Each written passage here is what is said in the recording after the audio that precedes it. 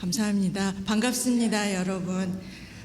처음 저에게 강의를 부탁하셔서 제가 굉장히 많이 부담이 되고 당황스럽습니다. 왜냐하면 많은 다른 훌륭한 사관님들이 많이 계신데 왜 하필 저에게 이런 큰 일을 맡기셨나. 저는 정말 제가 이걸 강의할 자격이 있나, 강의를 할 만한 사람인가 많이 고민을 하면서 이 일을 생각해 보니까 아마 제가 참령이라 이 일을 시키신 거다 생각하게 되었습니다. 제가 막중한 책임을 맡은 것 같은데요. 또 순서도 첫날이고 또 여사관은 강사를 보니까 저 혼자더라고요. 그리고 또 이렇게 비디오 촬영을 한다고 하니까 더 부담이 돼서 지금 가슴이 막 콩당콩당 뛰는데요. 부족한 게 많은 사람이지만 그러나 우리가 자격이 없지만 하나님의 은혜로 이 자리에 왔고 또 저도 하나님의 은혜로 감당하리라 믿고 저를 위해서 기도해 주시는 마음으로 함께 은혜를 나누고자 합니다. 먼저 저를 아시는 분도 계시겠지만 저를 모르시는 분들이 더 많으실 것 같아서 간단하게 제 소개를 올릴까 합니다. 저와 저희 남편 김종호 사관은 3대째 구세군 집안으로 구세군을 섬기고 있습니다. 저희 시부모님은 은퇴하신 사관님이셨고요. 이제 사관님으로 사역하시다 은퇴하셨고, 또 저희 부모님은 평신도로서 영문을 섬기셨습니다. 저는 사관이 되리라고는 꿈에도 생각하지 못했고요. 저의 원래 대학 전공은 사회학이었습니다. 그래서 저는 저널리스트나 PD가 프로듀서가 되는 게 꿈이었습니다. 그런데 하나님의 그 계획은 참 우리 인간의 생각과는 다르다는 것을 또 한번 새삼스럽게 옛날을 생각해 보면서 느낍니다. 제가 학생회 교사로 섬기고 있다가 저희 남편 김종우 사관님이 저희 교회 전도사로, 교육 전도사로 오게 돼서 저희가 교제를 하고 결혼을 하게 되었습니다. 그래서 저희는 1990년대에 결혼을 하고 92년도 10월에 미국으로 오게 되었습니다. 그리고 처음에 미국에 왔을 때는 평신도로서 필라델피아에서 한인 사역을 오픈하는 그러한 사명을 감당하기 위해서 왔는데 10개월 만에 동궁극에 있는 사관학교로 입교를 하게 되었습니다. 그리고 원래 사관학교가 2년 과정인데 저희는 1년 과정만 마치고 필드에 나가서 뉴저지에서 목회를 2년을 하고 그 다음에 두 번째 임지인 뉴욕 영문에서 15년간 목회 사역을 감당했습니다. 그리고 한 교회에서 그렇게 오래 섬긴다는 게 구세군에서는 쉬운 게 아닌데 참 크나큰 축복인 것 같습니다. 지나고 나니까 하나님의 은혜였던 것 같아요. 그것도. 그리고 이제 2011년도에 사관학교로 발령이 나서 지금까지 3년이 지났고 이제 올해 접어들면 4년째죠. 사관학교 교관으로서 이렇게 사역을 하고 있습니다. 저는 일남일녀를 두고 있고요. 딸에는 올해 대학을 졸업했고요.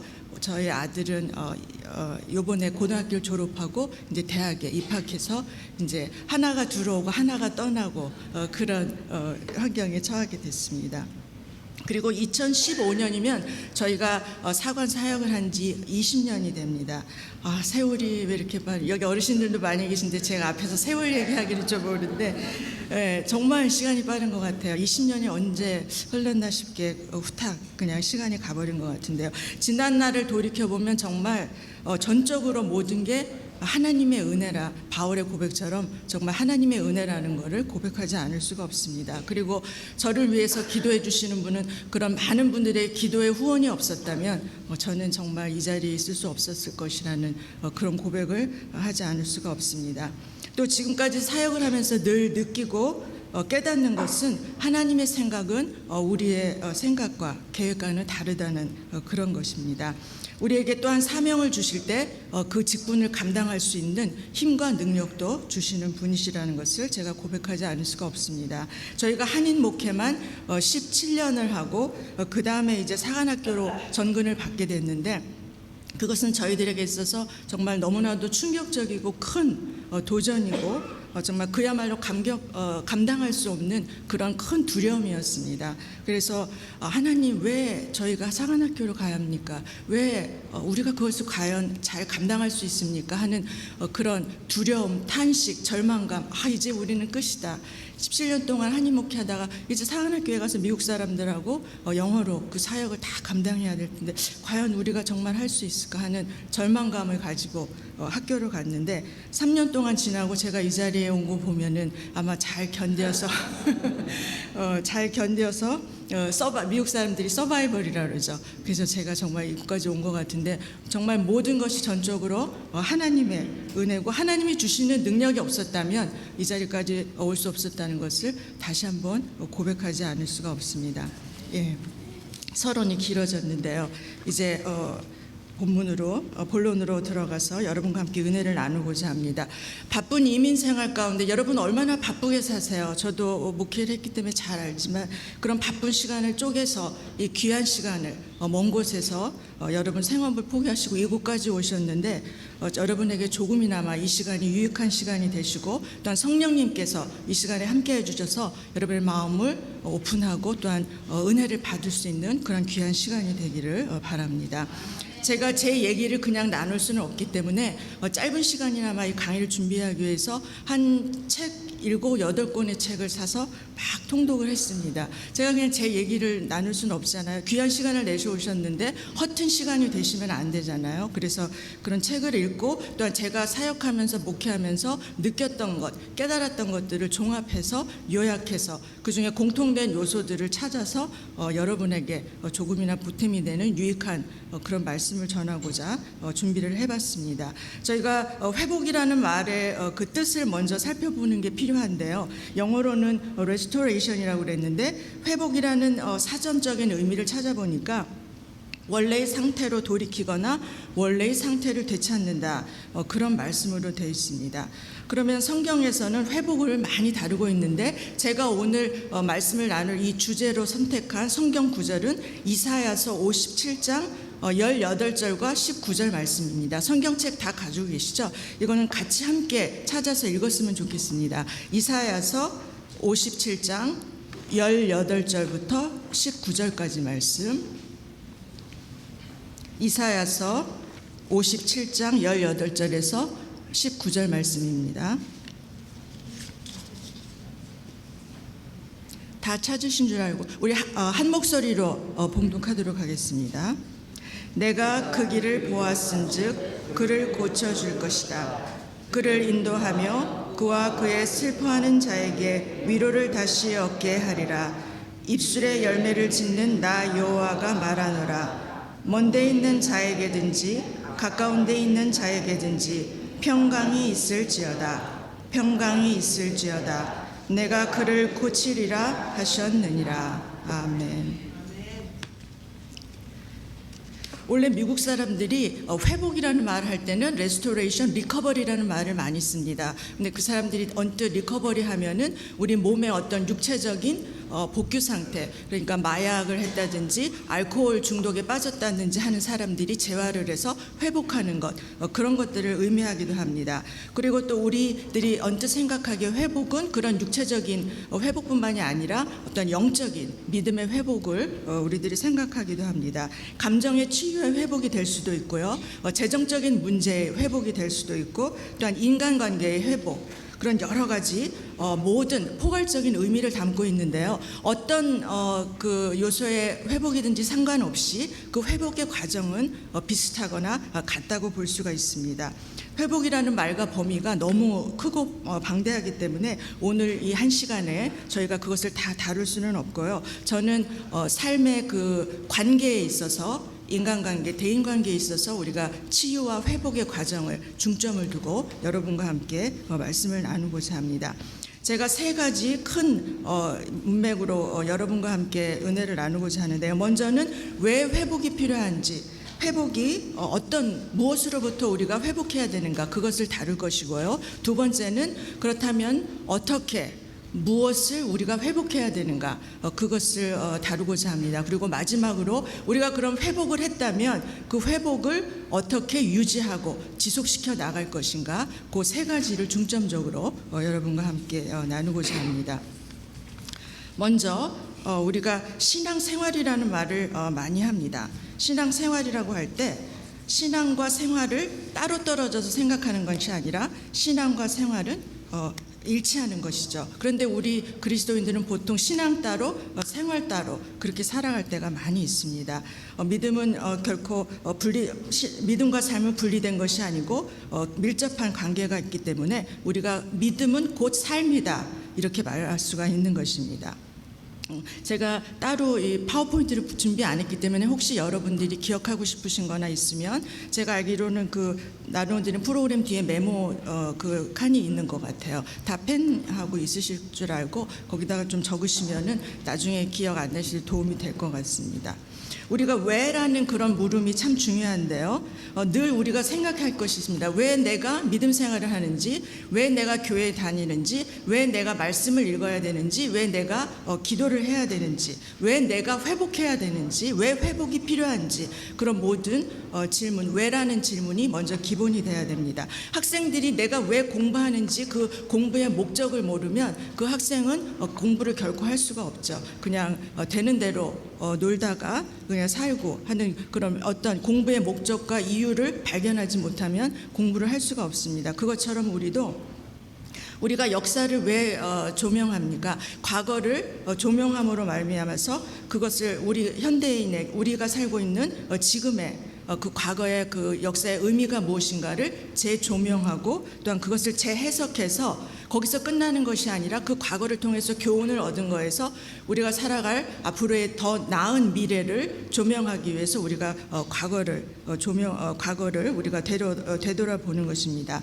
그렇기 때문에 우리는 이 회복도 우리가 점검하는 것이 필요한데 회복 없는 신앙은 미래가 없다고 그렇게 할 수가 있는 것입니다. 이 회복을 통해서 우리 현재 살고 있는 삶을 점검해보고 보다 나은 우리의 미래의 삶과 신앙을 재조명할 필요가 있는 것입니다. 그렇다면 우리가 무엇으로부터 회복이 필요한가 이것을 또한 생각해보지 않을 수가 없습니다. 첫째는 우리의 감정, 마음을 점검하는 것이 필요합니다. 영어로 우리 마음을 heart라고 그러죠. H-E-A-R-T. 어떤 책에 보니까 이니셜로 H는 어떤 것을 의미하는지 그렇게 점검하는 것을 봤는데 여러분이 이해하기 쉬울 것 같아서 제가 찾아봤는데요. 마음, 감정을 점검하는 것이 필요하는데 맨 처음에 H, hurting, 내 마음이 아픈가 그걸 한번 생각해 볼 필요가 있고요. 두 번째는 exhaust, 내가 지쳐 있는가 그것을 생각해 보고 세 번째는 angry, 내가 지금 화가 나 있는가 그리고 네 번째는 resent, 나는 누구를 원망하고 있는가 그걸 한번 생각해 봐야 됩니다. H-E-A-R-T 마지막으로 T죠. tense, 내가 긴장하거나 염려하거나 두려워하는 그런 감정이 있는가 여러분 자신의 감정을 한번 돌이켜 볼 필요가 있을 겁니다. 그리고 두 번째는 관계 회복이 필요합니다. 우리가 인생을 살아가면서 수많은 사람들과 관계를 맺고 대인 관계를 맺으면서 살아갑니다.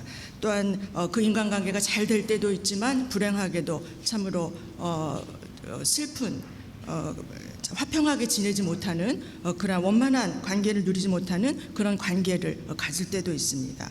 그리고 마지막으로 나의 영성을 점검해 보는 것도 필요합니다. 나는 하나님께 의존하는 삶을 살고 있는지, 나는 영적으로 건강한 삶을 살고 있는지, 내 안에 버려야 할 나쁜 습관은 없는지 내 자신의 영성을 우리가 되돌아보는 것도 필요합니다. 그러면 이제 이런 여러 가지 감정들, 관계, 또한 영성 이런 것들을 점검해보고 회복해야 되는데 회복을 위해서 필요한 무엇이 분명히 있을 겁니다. 회복을 하려면 이런 것들로부터 틀어진 이러한 것들로부터 회복을 하려면 우리가 무엇이 필요한가 그것을 세 가지로 저는 나눠보도록 하겠습니다. 첫째는 회복을 위해서는 순종이 필요합니다. 순종이 필요한데 우리가 어떤 집에 필요한 물건을 제품을 하나 샀다고 한번 생각해 보시면 그 제품을 사용하기 전에 항상 설명서를 먼저 읽어보게 됩니다. 근데 이것도 사람마다 틀린 것 같아요. 저는 뭘 사면은 읽어보기도 전에 그냥 해봐갖고 되는 대로 쓰는데 저희 남편 김상아는 꼼꼼해서 먼저 설명서를 본 후에 어떻게 하는 것인가를 다 알고 나서 하는데 하여튼 어떤 제품을 쓰려면 우리가 그 제품의 사용 설명서를 잘 읽어보고 그 설명서대로 쓰는 사는 것이 중요합니다. 그것처럼 우리에게도 하나님께서는 우리 인생에 있어서 어떻게 살아갈 것인가 그 설명서를 주신 게 있는데 그것이 바로 여러분 잘 아시는 이 말씀인 것이죠. 말씀을 우리 삶의 설명서로 주신 것입니다. 그렇기 때문에 그 말씀대로 살아가지 않으면 문제가 발생하게 되는 것이고 말씀에 순종하면 우리가 문제없이 그렇다고 해서 우리 그리스도인의 삶이 항상 문제없이 사는 건 아니지만 그와 다른 차원에서 제가 말씀드리는 겁니다. 문제없이 살아가게 되는 것이죠. 많은 지식과 세상에 많은 지혜들, 좋은 말들이 많이 있습니다. 그렇지만 우리의 인생을 결정적인 순간에 도와주는 것, 그런 건 사람의 말, 세상의 지식이 아니라 바로 이 하나님의 말씀이라는 것 여러분들 살면서 많이 체험하셨을 거라 믿습니다. 세상의 방법을 따라가다 보면 패망의 길로 들어서게 됩니다. 저는 많은 그리스도인 중에 심지어 목회자들도 불안하거나 일이 잘 안 될 때 점쟁이를 찾아간다든지 이상한 뭐를 본다든지 그런 것들을 많이 봤는데 그런 것들로 해결될 수가 없죠. 우리의 모든 인생의 문제, 모든 지혜는 이 말씀 안에 들어있고 그 해결 방법도 바로 말씀 안에 있다는 것을 우리들이 믿어야 되겠습니다. 저희들이 여러분 생각하시기에 그 사람의 신앙이 진짜인지 아닌지, 그 사람이 참된 신자인지 아닌지 어느 때 알 수 있다고 생각하세요? 누가 그 말 어려울 때 누가 그 말씀하셨죠? 시몬이 성모님이 하셨구나. 참된 신자인지 아닌지 지금 말씀해 주신 것처럼 평상시에는 잘 모릅니다. 왜냐하면 평상시에는 우리가 모두 다 열심히 신앙생활하는 것 같아요. 교회 오면 열심히 기도하시고 성경 보시고 또 봉사활동도 열심히 하시고 그리고 우리가 평상시에는 얼마든지 우리 인간의 본래의 모습을 다 감추고 있는 채 하고 살 수가 있습니다. 믿음 있는 척, 교양 있는 척, 뭐뭐한 채 살아갈 수가 있습니다. 그러나 그 사람의 본래의 심성, 그 사람의 본래의 믿음은 그 사람이 어려움을 당했을 때 우리가 알 수가 있어요. 그 사람이 힘든 상황일 때 그 사람이 어떻게 반응하는가, 그거를 보면 그 사람이 참된 신앙인인지 아닌지 저희가 알 수가 있는 것입니다. 세상에 10길 물속은 알아도 알 수 없는 것이 한 길 사람 속은 알 수 없다, 그런 말이 있죠. 그리고 물에 빠진 사람 구해주니까 내 보따리 내놔라. 세상에 그런 사람이 얼마나 많습니까? 아마 여기서 살아가면서 그런 경험 한두 번 안 해보신 분은 없을 거라고 생각해요. 누구나 살면서 그런 경험들을 하시는데 가까운 사람, 나와 가장 가깝고 몇십 년 동안 우정을 나눈 사람들, 심지어 가족들도 그렇죠. 언제든지 배신할 수 있고 은혜를 원수로 갚는 게 우리 인간이죠. 그렇기 때문에 사람은 믿을 대상이 아니고 하나님 한 분만이 우리가 순종하고 의지할 분이시라는 것입니다.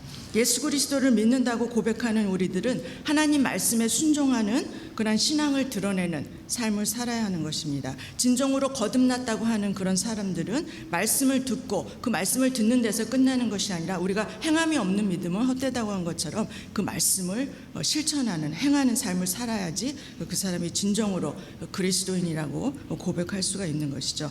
하나님이 원하시는 것이 무엇인지, 하나님이 원하시는 길이 무엇인지를 알고 그대로 순종할 때 우리의 믿음도 회복되고 인간관계도 회복되는 것입니다. 야고보서 같이 한번 찾아보실까요? 먼저 찾아보신 분이 한번 읽어주시겠어요? 야고보서 1장 22절에서 25절 말씀. 야고보서 1장 22절에서 25절 말씀. 찾으신 분 있으면 좀 큰 소리로 읽어주시겠어요?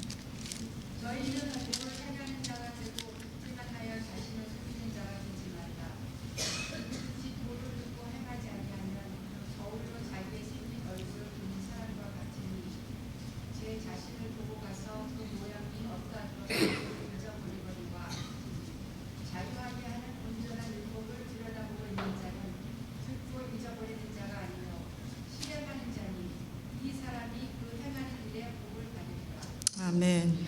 여기에 거울이라는 단어가 나오는데 여러분 거울은 어떤 때 사용하세요? 얼굴에 뭐가 묻었거나 식사를 하고 난 후에 여러분 그 치아를 검사하기 위해서 거울을 들여다보죠. 거울은 거짓말을 안 합니다. 그대로 우리 투영해 주는데요. 그 거울이 바로 하나님이 우리에게 주신 말씀이 바로 거울이라는 것이죠. 이 말씀이 거울과 같아서 우리가 말씀을 읽고 듣고 그것을 연구하면 우리의 그 죄된 심성, 죄악을 발견하게 되고 깨닫게 되는 것이죠. 그리고 성령을 통해서 더욱더 그리스도인으로 닮아가는 그런 성숙된 삶을 살 수 있는 단계로 성장해 나갈 수 있는 것입니다. 그렇기 때문에 우리의 삶의 거울과 같은 나를 비춰볼 수 있는 이 말씀을 우리는 늘 가까이 하고 가까이 하는 것을 끝나는 것이 아니라 그 말씀대로 행하는 삶을 사는 것이 필요합니다. 두 번째로 우리들이 회복하기 위해서는 겸손하게 섬기는 삶이 필요합니다. 첫 번째로 순종, 두 번째로 겸손하게 섬기는 삶이 필요합니다. 여러분은 어떤 사람과 사귀고 싶으세요? 반대로 사귀고 싶지 않은 사람, 저런 사람하고 상종하기 싫어. 어떤 사람이 그런 사람인가? 자유롭게 얘기하셔도 돼요. 예. 거짓말쟁이, 그렇죠. 입만 열면 기본이 안 되는 사람. 그러니까 예의가 안 돼 있는 거죠. 상식 이하다, 그죠? 예, 맞아요. 예, 제가 딱 말씀드리고 싶은 포인트가 딱 나왔네요. 예, 맞아요. 거만한 사람, 잘난 체 거만한 거, 교만한 거, 그렇죠. 완고한 거 비슷합니다. 예. 자기밖에 모르는 사람. 혹시 집에 두고 오신 분 얘기하는 거 아니지? 맞아요. 여러 사람이 다 있죠. 근데 공통점은 교만한 사람, 예, 겸손하지 못한 사람, 그런 사람은 누가 사귀고 싶겠어요, 그렇죠? 그런 사람, 그리고 예의 없이 막대 먹은 사람, 예, 그런 사람하고는 사귀고 싶지 않죠. 반대로 늘 겸손하고 온유한 사람은 그냥 만나고만 있어도 편하고 주는 거 없이 받는 거 없이 좋은 그런 사람도 있습니다. 지금까지 저희가 살아오면서 저희 돌아가신 친정아버지께서 저에게 누누이 해주신 말씀이 있는데, 너는 살아가면서 늘 겸손하게 살고 적을 만들지 말아라, 그런 말씀을 많이 하셨어요. 근데 제가 지금까지 살아오면서 제가 이제 50평생 살았는데요. 살아오면서 그 말씀이 너무 공감이 될 때가 많이 있습니다. 더군다나 이 구세군 안에서는 그 말이 공감될 때가 너무 많아요. 우리 구세군은 넓지만 또 좁기 때문에 언제 우리가 구세군 안에서 또 평신도로서 목회자로서 만날 수는 모릅니다. 또 여러분 여기 사장님들 많이 모시지만 전임 후임 그 관계의 목회자로서, 그렇죠? 성도로서 언제 어떻게 만날지 모릅니다. 그렇기 때문에 우리가 살아가면서 적을 만들면 안 돼요. 그리고 나의 원수가 내 친구가 될 수 있고 내 친구가 나의 원수가 될 수 있는 게 우리 인생이고, 언제 어디서 어떤 사람에게 내가 또 신세를 질 수가 있고, 정말 그거는 아무도 모르는 일입니다. 성경 말씀에 보면은 자기를 높이는 자는 낮아지고 자기를 낮추는 자는 높아진다고 말씀하셨고, 내가 대접을 받고자 하면 남을 대접하라, 그런 말씀도 있습니다. 우리가 부부 간에, 또한 부모 간에, 부모와 자식 간에, 또한 직장이나 교회 안에서, 그리고 서로 존중하고 겸손하게 서로에게 예의를 갖추는 것이 필요합니다. 그런데 사람과의 관계에 있어서 틀어지는 그 요인 중에 하나가, 저는 그 사람에게 기대치를 너무 많이 갖는 거라고 생각합니다. 그리고 사람이고 또 우리 한국 사람들은 정이 많죠. 그래서 내가 그렇게 해준 만큼 상대방도 나에게 그렇게 해주기를 바라는 마음이 있습니다. 인간은 누구나 다 그런 마음이 있을 텐데, 거기에 좀 못 미치면 서운하고 그 섭섭한 마음이 또 오해를 낳기도 하고, 그래서 인간관계가 틀어지기도 하는데요. 기대치를 높게 갖는 것, 자기는 상대방을 배려해주고 존중해주지 않으면서 나는 상대방을, 나를 그렇게 대해주기를 바란다거나, 자기는 대접해주지 않으면서 자기는 대접받기를 원하는 것, 또한 상대방이 변하기를 바라면서 자기는 변하지 않고 상대방이 원하는 대로 고치려는 그 노력을 전혀 하지 않는, 특히 이런 것들은 우리 부부간에 많이 있어서, 부부가 서로 다르기 때문에 항상 기대하고 자기는 변하지 않으면서 왜 이렇게 안 변하지, 이해하지 못해. 한 20-30년을 살아도 이런 면이 있었나, 알다가도 모르겠네, 부부간에 그런 얘기 하실 때 많을 거예요. 네, 부부들은 다 똑같은 것 같습니다. 맞아요. 30년, 20년 살았는데 저런 면이 있었나? 당신이 좋아하는 게 그거였어요? 모를 때가 진짜 있어요. 새삼스럽지만. 네. 그렇게 상대방에 갖는 그 기대치 때문에 서로 그 인간관계가 틀어질 때가 많이 있습니다. 여기 모이신 많은 분들 중에서 나는 내 남편을, 내 부인을 정말 존경한다, 정말 그리스도인답게 살아간다, 그런 분 있으면 한번 손 들어 보세요. 자신 있게. 저기 한 분 계시네. 셋, 네, 다. 와, 네, 감사합니다. 손 주신 분 제가 한번 봤습니다. 저기 아, 그런가요? 예. 거기까지는 제가 책임 못 지겠고요. 예, 알아서 하시고. 예, 그거 참 힘듭니다. 왜냐하면 자기 배우자를 존중한다는 게 그게 쉬운 일이 아니죠. 집 안에서의 삶과 집 밖에서의 삶이 똑같아야지만이 그 사람이 존경을 받을 수가 있는 것이죠. 그렇기 때문에 배우자를 존경하고 자기 부모를, 자기 자녀를 존중하는 것, 존경을 받는 것 참 어렵습니다. 그렇지만 가장 가까운 곳에 있는 사람들에게 인정을 받아야지 그 사람이 진짜 신앙인이라고 할 수가 있는 것이죠.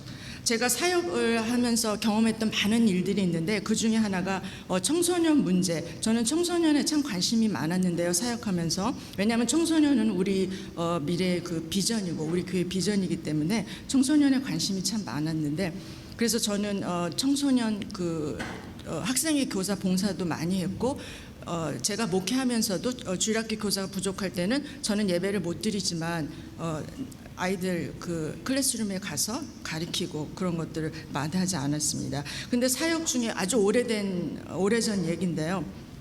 그 청소년들 문제를 들여다보면 그 문제가 청소년에만 있는 것이 아니라 그 문제의 근원은 바로 그 부모에게 있다는 것을 많이 깨닫게 됩니다. 부모, 특히 그 부부간의 문제 때문에 그 청소년이 잘못된 길로 들어서는 게 많이 있습니다.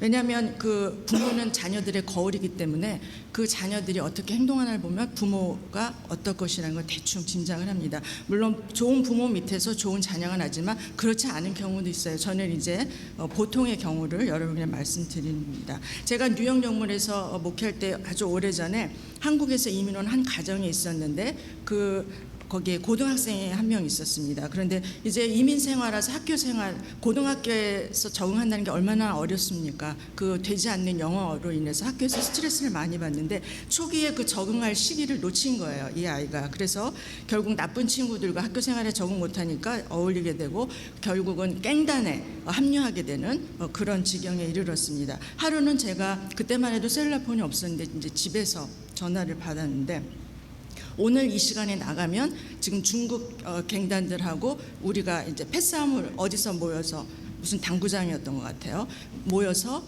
그 갱단하고 패싸움을 하고 거기서 다 우린 죽을 줄도 모른다. 항상 우리는 무기를 갖고 다니기 때문에 죽을 줄도 모른다. 그런 말을 했습니다. 굉장히 위협을 느꼈죠. 그래서 저는 그 길로 그 집으로 달려가서 학교에 못 가게 하고 그 애를 데리고 저희 사택으로 왔습니다. 그래서 일주일간 저희 사택에서 보호하면서 그 애와 많은 이야기를 나누고 또한 대화를 했는데, 결국은 그 아이의 마음속에 그 부모로부터 받은 상처와 분노가 굉장히 컸다는 것을 알게 됐어요. 하루 종일 벽을 막 치는, 막 쿵쿵 소리가 나서 놀래서 가보면 그 울분을 참지 못하니까 그 폭력성으로 이제 변하는 것이죠. 그래서 막 벽을 치고 머리를 막 박고 그런 면도 많이 봤습니다. 그리고 함께 있으면서 그 아빠는 일을 하셨는데 알코올 중독자셨어요. 일만 마치면 술을 먹고 오시는 분. 술을 먹고 오니 뭐 부인하고 다투는 건 뻔하죠. 애들한테 또 그 영향이 가는 거고요. 그 부인은 평신도였지만 전도사가 됐다고 신학 공부를 하시는. 그러니까 애들 뭐 뒷바라지 하는 건 뒷전이죠. 늘 교회에서 사시다시피 하고, 애들은 집에 가보면 그 설거지가 이렇게 쌓여있으면, 제가 설거지를 한 적도 몇 번이나 있었고, 또 애들은 그냥 돈 주고 패스트푸드 사 먹으라고 그래서 애들은 점점 이제 살만 찌고. 여러분이 해주시는 그 엄마의 밥이 청소년들에게 얼마나 정서적으로 그 영향을 미친다는 걸 여러분 잘 모르실 거예요. 너무 중요합니다. 애들에게 손수, 여러분 어머니의 밥을 해주신다는 것은 별거 아닌 건, 모든 엄마들이 다 그렇게 하는 거 아니야, 그렇게 생각하실지 모르지만 그 아이들의 정서에 엄마가 나를 케어한다는 걸 그 마음의 안정감을 느끼는 것이죠. 그리고 결국 나중에 그 아이가 적응을 못하고 특수학교로 갔습니다. 그런 애들만 모여놓는 좀 먼 데로 갔는데, 방학을 맞이해서 그 학생이 와서 저를 한번 만나서 저에게 해주는 말이 너무나 충격적이었어요. 걔가 딱 하는 말이, 사모님, 변한 게 아무것도 없어요. 저희 엄마랑 아빠는 똑같습니다. 하나도 변한 게 없어요. 저는 집에 오고 싶지 않아요. 너무 절망적이었기 때문에 애들이 갈 곳이 어디 있습니까? 최종 저기가 집이어야 되는데 집에 오기 싫다는 거예요. 그냥 너무나 안타까웠어요. 그래서 그 이후에 이제 떠나고 다른 곳으로 이주했는데, 몇 년 전에 건너서 얘기를 들었는데 지금은 잡을 잘 잡고 감사하게도 잘 살고 있다는 그런 소식을 들었습니다. 우리가 가정을 소홀히 하고 교회 봉사만 열심히 하는 것, 그것은 온전한 신자의 모습이 아닙니다. 또한 교회 생활은 열심히 할지 모르지만 결국 삶에 있어서는 실패한 인생을 살아가는 것이죠. 아주 오래전에 한국에서 오신 어떤 사장님이, 우리 여기 정교님도 계시지만 저희 교인 대신 성도님들이 있어서 제가 사역을 경험한 예화가 자꾸 그런 얘기라 좀 조심스럽긴 하지만 이해해 주실 거라고 생각하고 들어주시기 바랍니다. 정교님 뭐 하세요? 직업이 뭐세요? 근데 정교님 뭐 하십니다. 그러니까 당장 관두십시오. 생업 당장 관두시고 하나님이 다 채워주실 텐데 교회에서 봉사 더 하십시오, 이런 말씀하셨는데 저는 깜짝 놀랐어요. 물론 교회 봉사 열심히 하는 거 중요합니다. 그러나 여러분, 이민 생활이 어떻습니까? 정말 어떤 때는 하루 벌어 하루 사는 삶 아니에요? 부부가 정말 12시간 이상씩 나가서 일하고 피곤해서 그렇게 와서 지내는 그런 생활이 1년 내내 쉬지도 못한 방송도 그렇게 벌지 못하면 미국에서는 먹고 살아갈 수가 없어요. 그죠? 그런데 그런 상황 모르신 채 교회 봉사 더 하라고, 생업을 포기하라고 그렇게 말씀하신 거는 정말 저희 이민생활 하는 여러분들에게 있어서는 참 이해가 안 되는 그런 말씀이죠. 그런데 제가 말씀드리고 싶은 그 핵심은 제가 한인 목회 하다가 이제 사관학교에 가니까 여러 가지 한인 사역과 다른 점, 한인 목회자들과의 다른 그런 많은 비교되는 점, 그런 것들이 많이 있었습니다. 좋은 점, 또 연약한 점, 그런 모습들. 그러나 그 모습 속에 미국 사관님들이 하신 사역 그 모습 속에서 가장 도전이 되고 본받아야 되겠다고 깨달은 것이 바로 섬기는 그런 모습입니다. 물론 문화의 차이에서 오는 그런 것들도 많이 있습니다. 그분들은 공적인 일에서는 철저하게 그것을 따집니다. 그 계급을 따지고 그 권위를 따집니다. 그렇지만 평상시 모습에서는 그런 직이나 계급을 초월해서 겸손하게 자신을 낮추고 섬기는 그런 모습이 많이 있습니다. 우리가 문화 차이인지 모르겠지만 우리가 신앙이 많다, 뜨겁다 하는 건 겉으로 보여지는 것, 요란한 것을 요란한 것을 기준으로 우리가 평가할 때가 많은데 그 서양 분들 중에 그런 분들 보면 정말 조용하고 굉장히 정말 겸손한 그런 모습 가운데 내면 깊숙이 박혀 있는 그런 영성을, 그분의 인품과 그분의 인격을 발견할 때가 너무나 많이 있습니다. 이런 모습은 우리 목회자들이 또한 평신도 여러분들이 우리가 본받아야 될 그런 점이라고 생각합니다. 그래도 우리 이민 목회하시는 목회자분들은 그런 섬김의 모습이 많이 있습니다. 미국 사관님들도 늘 교회 픽업은 기본이에요. 그리고 행사 있을 때마다 매주 앞치마를 두르고 부엌에 가셔서 일을 하시고 음식을 만드시고, 저희 학교의 교장 사모님도 일을 해야 될 때는 작업복을 딱 갈아입고 저희와 같이 그 학교 지하 창고에 가셔서 창고 정리를 하시고 먼지를 다 뒤집어주고 그래서도 도와주시겠다고, 꼭 굳이 그런 거 안 하셔도 되는데 함께 하시는 그런 모습을 통해서 정말 섬김의 모습에 도전을 받을 때가 많이 있습니다. 저도 목회하면서 이민 목회에서 픽업은 빠질 수가 없는 것이죠. 매주 픽업, 매주뿐만이 아니라 평일날 수요 예배, 화요 중보기도 때, 또 새벽 기도 때, 특별 새벽 기도가 있을 때는 늘 픽업을 했고요. 부엌에 들어가서 음식을 준비하고 시장 보고 이러는 거는 다 기본이죠. 다들 하시는 일이고, 또한 주일 예배 때도 주일 학생들을 가리키려는 안타까운 마음에 저는 온전한 예배를 못 드리지만 내려가서 학생들에게 또한 성경 공부를 가르치고 그 모든 것들 기쁨으로 했습니다. 그리고 영문을 건축하고 새 건물을 짓고 나서 1년간, 아마 이건 저희 교인들도 모르실 텐데 사관님하고 저하고 1년간 교회 화장실 청소를 했어요. 그것은 교회 비용을 좀 지출을 줄여보자는 그런 의도도 있었고, 성도님들이 쓰실 건데 우리의 양들을 위해서, 또한 우리에게 이렇게 좋은 건물을 허락해 주셨는데 너무나 감사해서 제가 좀 잘 울어요. 이게 오늘 안 울려고 그랬는데 비도 또 촬영하고 그러는데 참 너무나 감사해서 어떻게 섬길 수 있는, 그 너무 쉬운 거예요. 집에서도 화장실 청소하잖아요. 그게 더럽고 추한 일이 아니라고 생각했습니다. 그래서 1년 동안 교회 화장실 청소하면서 때로는 짜증이 날고 인간이기 때문에 화가 날 때도 있습니다. 내가 이런 일을 하려고 목회를 했나? 그래, 왜 이거 몰라주나? 또 이런 자괴감, 또 회의감, 그렇게 빠질 때도 많습니다. 그럴 때마다 저는 이런 나의 작은 수고로 말미암아서 한 영혼이라도 내가 픽업을 힘들지만 한 영혼이라도 주님의 말씀을 들으려는 그런 갈급한 마음에 이곳에 와서 성전에 와서 기도하고 말씀을 전하면 얼마든지 나는 그 일을 감당하리라. 또한 그 예배를 통해서 한 영혼이라도 그 삶의 소망과 기쁨을 그들이 경험한다면, 체험한다면 이 목회자로서 더한 기쁨이 어디 있겠습니까? 베드로가 하나님께 고백할 때, 예수님께 고백할 때, 내가 나를 사랑하느냐고 했을 때, 사랑합니다 했을 때 예수님이 하신 말씀이 내 양을 먹이라, 그런 말씀을 하셨죠. 내 양이라고 생각하면 내가 억울하고 짜증나고 그렇게 하나도 없는 겁니다. 한 영혼을 사랑하는 마음이 있으면 그보다 더한 일도 우리가 감당할 수가 있는 것이죠.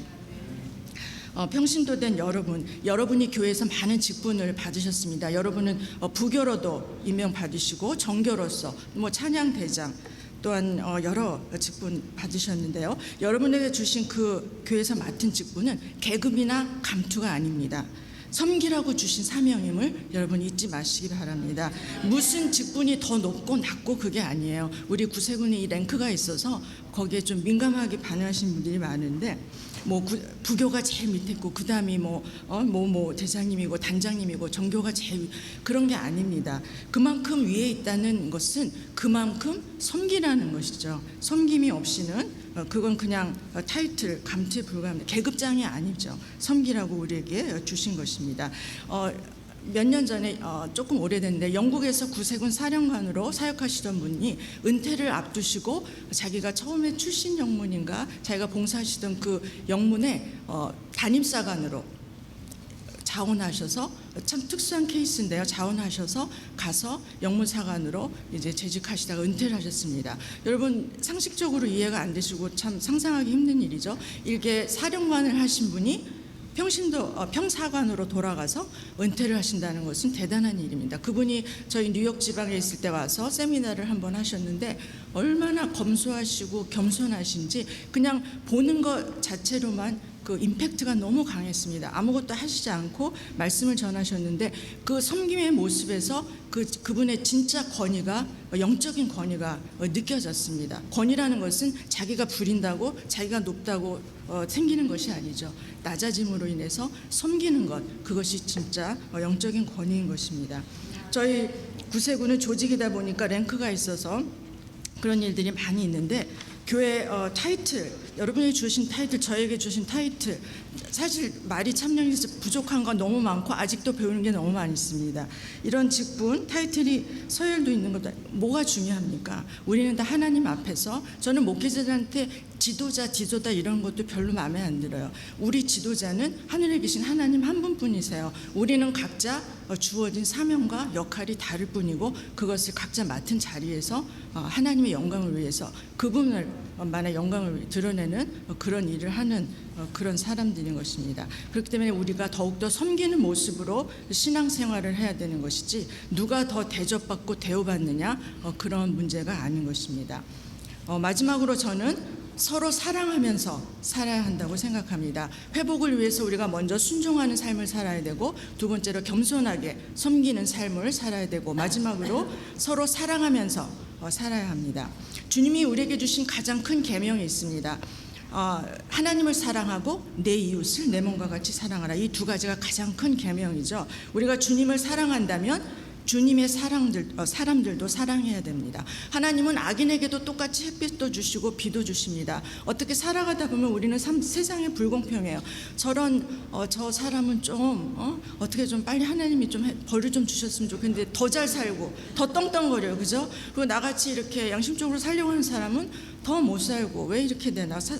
하나님은 정말 너무하시다, 불공평하다 그렇게 생각할 때가 많은데, 그러나 그 사람도 하나님이 택하신 사람이고 하나님 똑같이 복을 주시기 원하시는 그러한 영혼이라는 것을 우리들이 잊어서는 안 되겠습니다. 우리들이 일상생활에서 만나는 사람들, 나보다 수준이 낮은 사람부터 나보다 월등히 높은 사람에 이르기까지 우리는 사랑하며 살아가야 됩니다. 왜냐하면 그것이 하나님이 우리에게 주신 계명이기 때문입니다. 심지어 원수까지도 사랑하라고 하신 것이 하나님의 명령입니다. 여러분, 이게 어디 쉬운 말입니까? 말이 쉽지 우리 원수를 사랑한다는 거, 이것은 성자가 아니고선 정말 하기 힘든 그러한 일입니다. 더군다나 나에게 해를 입힌 사람, 나를 배신한 사람, 그 사람을 용서한다는 건 참으로 쉽지 않은 일입니다. 여러분, 세상을 살아가면서 가장 어려운 일 중에 하나가 뭐라고 생각하세요? 제가 이미 답을 다 얘기했는데 뭐 다 각자 다르시죠. 저는 제 개인적으로는 용서라고 생각해요. 목회자이면서도 정말 용서해야 되는데 참 그 힘들 때가 너무나 많이 있습니다. 자기가 싫어하는 사람, 나를 미워했던 사람, 나에게 해를 입히고 상처를 준 그런 사람을 용서한다는 것은 쉬운 일이 아니죠.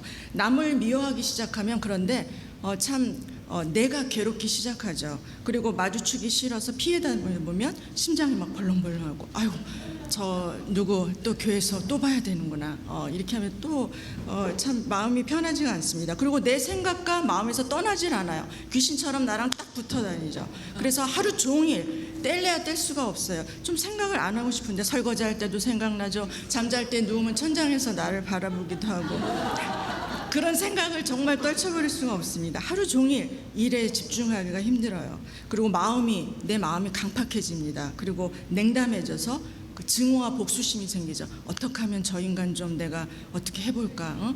어떻게 좀 안 되나? 그런 생각들, 인간적인 생각들이 가득 차게 되고 결국은 내 마음과 내 영혼이 파괴됩니다. 그 사람을 미워해서 편할 것 같은데 오히려 미워하면 할수록 내 마음이 더 괴롭고 내 마음이 더 불편하게 되는 거죠. 저는 수년 동안 목회를 하면서 그리스도인들이 서로 용서하지 않는 그런 모습을 많이 봤습니다. 어떤 분은 죽을 때까지도 용서하지 않고 화해하지 않는 분도 있어요. 그게 가족일 수도 있고 같은 성도님들일 수도 있고 목회자와 또한 평신도 간의 그런 관계가 될 수도 있습니다. 얼마나 안타까운 일인지 모릅니다. 원한에 가득 찬 그 고집센 마음 때문에 하나님의 주신 복을 그냥 스스로 버리는, 거두어 가시는 그런 일들을 많이 봅니다. 마음속에서 누릴 수 있는 그 기쁨과 복을 상실한 삶, 그런 삶을 살다가 결국 죽게 되는 것이죠. 그런데 그런 분들과 대화하거나 상담을 해보면 한 가지 공통점은 모든 잘못, 나는 잘못한 게 하나도 없어요. 근데 모든 잘못은 다 저 사람이, 그 상대방에게 미루는 그런 공통점이 있습니다. 저 사람 때문에 내가 항상 그렇게 저 사람 때문에 그런 피해의식, 자격지심 이런 게 사로잡혀 있는 것이죠. 저도 목회 초기에는 혈기가 왕성했습니다. 그래서 그때 같이 교인들이 어떤 비난하시거나 공격을 하면 저도 같이 대항을 하고, 그러나 그 결과는 상대방을 더 화나게 하고 문제가 더 걷잡을 수 없이 크게 돼서 결국 내 마음도 무너지고 그 성도님과 관계도 불편해서 목회에 영향을 미치고 서로에게 안 좋은 그런 영향을 끼치는 걸 봤습니다. 그래서 많은 그런 사역의 시간들을 통해서 하나님이 나를 죽이시고 나의 이 모난 부분들을 둥글둥글하게 만들어주시고 깎아주시고 때로는 잘라서 없애주시고 그렇게 그런 17년의 목회 생활을 통해서 저는 많은 어떠한 비난에도 내 마음의 평정을 찾을 수 있고 끝까지 참고 인내하면서 모든 것들을 다 품을 수 있는 그런 참으로 섬기는, 제 의지대로는 할 수 없는 것이죠. 성령께 함께 하시고 하나님이 그런 능력을 저에게 주셔야만 할 수 있는데 그런 건 많이 체험했습니다. 심지어는 전화에다 대고 많은 일들을 겪었는데 지금은 이렇게 웃으면서 얘기하지만 매주일 저녁 전화, 꼭 저녁 먹을 때 전화하세요. 그분은 왜 그런지. 오늘 설교에 뭐뭐가 잘못됐고 오늘 주보에 뭐뭐가 틀렸고 항상 죄송합니다. 속된 말해서 지적질이라고 하죠. 예, 그걸 하시는 분이 있어요. 예, 그리고 또 어떤 분들은 이렇게 교회를 떠나게 되면서 그냥 떠나면 좋은데 왜 그냥 쓸데없는 말들을 그렇게 퍼붓고 가시는지, 아름답지 못한 말들. 전화를 하셔서 1시간 동안 저에게 그 저주와 악의에 찬, 저에 대해서 얘기하는 건 좋은데 저희 자식들한테도 막 저주하는 말을 하시는, 너무너무 안타까웠어요. 근데 저는 끊고 싶었지만 이상하게 끊지 말고 듣자, 괴롭지만, 왜냐하면 저분이 그렇게 쏟아냄으로써 마음이 좀 풀리고 그분의 그 상한 심령이 깨우쳐진다면, 그래 내가 뭐 1시간 수화기를 들고 듣는 게 뭐가 대수냐. 그래서 저는 그냥 아무 생각 없이 했는데 이상하게 제 마음은 차분해지고 그걸 다 받게 됐습니다. 그게 하루아침에 되는 게 아니죠. 제가 그동안에 사역을 하면서 바울의 고백처럼, 나는 날마다 죽는다는 고백처럼 하나님이 저를 그렇게 만드셨기 때문에 제가 그런 고난과 핍박에도 불구하고 다 받을 수 있고 아무렇지 않게 그것을 다 감당할 수 있는 그 담대함과 담력도 생겼던 것 같아요. 감사합니다. 감사합니다. 하나님이 나에게 부족한 면, 연약한 면을 훈련시키시고 어려움이나 고통을 주셨을 때 왜 나에게 이런 고통을 주시나 이렇게 원망할 것이 아니라 상대방에게 초점을 맞출 것이 아니라 나에게 초점을 맞추는 게 필요합니다. 내가 과연 왜 이런 일을 당하나? 하나님이 이 일을 통해서 나에게 어떤 일을 가르쳐 주시려고 하는가? 하나님이 이 일을 통해서 나를 어떻게 훈련시키시려고 이런 일을 감당해야 하시는가? 거기에 대항하지 않고 말씀에도 있듯이 어려울 때일수록 잠잠히 하나님만 바라보고 이 말씀을 묵상하는 그러한 마음이 필요한 겁니다. 내가 복수하지 않아도 말씀에 있듯이 그 원수의 머리 위에 숯불을 올려놓으신다고 그렇게 말씀하셨어요. 내가 하려고 할 게 아니라 순간 진리는 다 밝혀지게 돼 있고 우리가 인내하면서 참으면 온유한 자애가 복을 얻고 승리를 얻는 것처럼 언젠가는 하나님이 그 모든 상황을 합력해서 선을 이루게 해주십니다. 참 나쁜 일들을 많이 한 분들은 잘 사는 것 같지만 하나님께 회개하면 용서는 받아요. 다 용서해 주시죠. 하나님, 우리 하나님은 참 좋으신 하나님이다. 그러나 그의 대가, 그가 잘못한 그 대가는 항상 치르는 것을 저는 항상 봅니다. 그건 분명한 것 같아요. 어떤 경로나 어떤 상황을 통해서든지 그 사람이 치르는 대가를 반드시 치르는 것을 봤습니다. 참 가슴 아프고 안타까운 일이죠. 제가 아까 정교님께 부탁을 했는데 지금 시간이 어떻게 됐습니까? 10시 넘었어요. 그러면 그 활동 못 하겠네요. 죄송합니다. 예. 제가 빨리 한다고 제가 이렇게 쓸데없는 말을 오래 하는 사람이 아닌데 제가 이 용서와 관련해서 여러분하고 같이 함께 적용해서 하고 싶은 게 있었는데 못 하겠어요. 그 대신 갖고 왔으니까 일단 여러분 가져가시고요. 거기 보면은 자기가 잊지 못하는 용서해야 될 사람들을 적는 게 있어요. 여러분이 집에 돌아가셔서 꼭 잊지 말고 한 시간을 가지시고 여러분이 한번 그것을 적용해 보시면 좋을 것 같습니다. 우리가 에베소서 4장 31절에서 32절 말씀을 보면 너희는 모든 악독과 노함과 분냄과 떠드는 것과 비방하는 것을 모든 악에 함께 버리고 친절하게 하며 불쌍히 여기며 서로 용서하기를 하나님이 그리스도 안에서 너희를 용서함같이 하라 이렇게 말씀하셨습니다. 용서는 감정의 문제가 아니라 선택의 문제입니다. 느낌이 아니라 의지적인 행동인 것이죠. 용서할 마음이 있으면 이제 언젠간 하겠지. 그래갖고는 용서가 절대로 이루어지지 않습니다. 완전히 사람의 감정이 해소된다는 것은 참으로 힘든 일입니다. 시간이 필요하고 또한 성령께서 우리에게 그것을 이겨낼 수 있는 의지를 주셔야지만이 가능할 수 있는 것이죠. 예수님을 한번 생각해 보세요. 예수님을 따르겠다고 그렇게 충성을 맹세했던 그 제자들이 예수님이 어려움에 처하자 다 고개를 돌리고 등을 돌리고 예수님을 배반했던 것을 우리는 너무나 잘 압니다. 우리들이 아픈 만큼 성숙해진다는 그런 말이 있습니다. 힘든 시기를 거치면서 우리의 믿음도 우리의 인격도 인품도 하나님이 원하시는 모습으로 성장하게 되고 그렇게 성숙한 그리스도인의 모습으로 만들어져 가는 것이죠. 제가 이렇게 세 가지 말씀에 순종하고 서로 사랑하고 겸손하게 섬기는 삶을 통해서 우리의 삶과 신앙이 회복되어야 된다 이렇게 본론으로 말씀드렸는데요. 이제 결론을 맺고 말씀을 마치고자 합니다. 그렇다면 우리가 어떤 병 고침을 받고 치유되는 과정도 중요하지만 그 호전된 상태를 계속 재발하지 않도록 병이 재발하지 않도록 유지하고 그 건강을 유지하는 게 필요합니다. 이처럼 우리에게 일어난 이 회복을 지속적으로 간직하고 우리가 계속적으로 성장하는 그리스도인의 모습으로 살아가는 그 삶이 필요한데요. 결론적으로 말하면 저는 여러분에게 이 회복을 우리가 잘 유지하기 위해서 뭐가 필요하나? 기도와 말씀입니다. 기도와 말씀 묵상. 제가 내년이면 사관사역 20년이 되는데요. 그간의 목회를 돌아보면 깨닫게 되는 것. 기도와 말씀밖에는 없다는 것입니다. 여러분들도 많이 느끼실 거예요. 다른 것보다도 가장 중요한 핵심, 그 바름 라인에 기도와 말씀 묵상이 있어야 됩니다. 여기에 바탕을 두지 않으면 어려움이 올 때 흔들리게 되고 지속적으로 우리가 가진 그 기쁨과 사명을 감당할 수가 없는 것이죠. 우리 인간에게는 자꾸만 과거로 돌아가고 싶은 그런 속성이 있습니다. 그래서 스가랴 4장 6절에 보면 이는 힘으로 되지 아니하며 능력으로 되지 아니하고 오직 나의 영으로 되느니라 이런 말씀이 있습니다. 우리의 결점을 제거하고 변화시키고 유지할 수 있는 능력은 오직 하나님께만 있음을 믿으시기 바랍니다.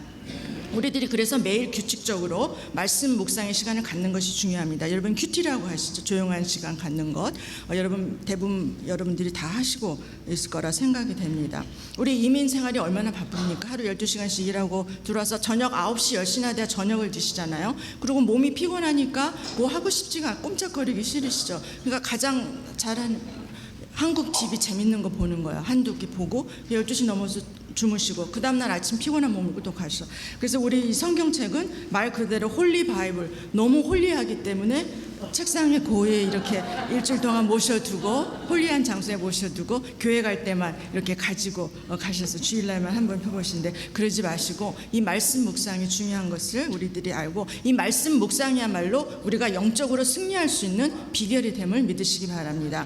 여러분이 잘 아시는 시편 1장 시편 1편 1절 3절 말씀 아시죠? 복 있는 자들은 악인의 꾀를 따르지 아니하며 죄인들의 길에 서지 아니하며 오만한 자들의 자리에 앉지 아니하고 오직 여호와의 율법을 즐거워하여 그의 율법을 주야로 묵상하는도다. 그는 시냇가에 심은 나무가 철을 따라 열매를 맺으며 그 잎사귀가 마르지 아니함 같으니 그가 하는 모든 일이 다 형통하리로다. 믿음이 성장할 수 있는 열쇠는 바로 하나님 말씀에 뿌리를 깊게 내리는 것이라는 것을 믿으시기 바랍니다. 누구나 다 성공하는 삶을 살고 싶어 합니다. 성공하는 삶의 비결, 그것은 다른 게 있는 게 아니라 바로 이 하나님 말씀에 있음을 믿으시기 바랍니다.